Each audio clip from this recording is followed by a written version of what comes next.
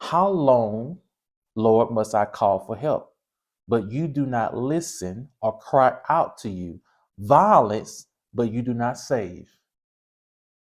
Why do you make me look at injustice? Why do you tolerate wrongdoing? Destruction and violence are before me. There are strife and conflicts abounds. Verse 4 says, therefore the law is paralyzed and justice never prevails. The wicked him in the righteous, so that justice is perverted. Now, look at this. The prophet um, is complaining to the Lord. He's complaining that there's so much perverted things that's going on. There's criminals, there's crime, there's violence, there's destruction is happening. Injustice is going on.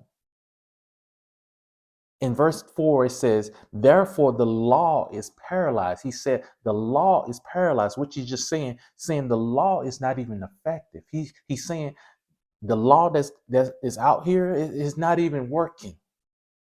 My first point of today's study is, have you ever watched wrongdoing? Have you ever watched wrongdoing? Sometimes you watch so much violence. Sometimes you have watched so much violence and see so much crime, maybe in your community, or maybe you're watching YouTube. That person becomes immune to those things. They become immune to seeing violence. They become immune to seeing somebody die, or they see somebody get shot. They become immune to those violence. They become immune to those perverted things.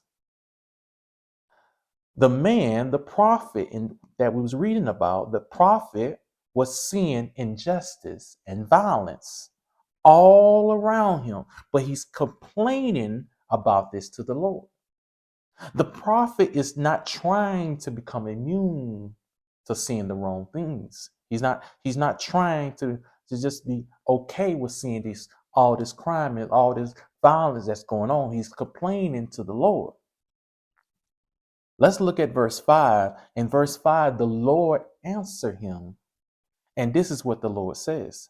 Look at the nations and watch and be utterly amazed, for I am going to do something in your days that you would not believe, even if you were told. This is what the Lord responded to the prophet complaint.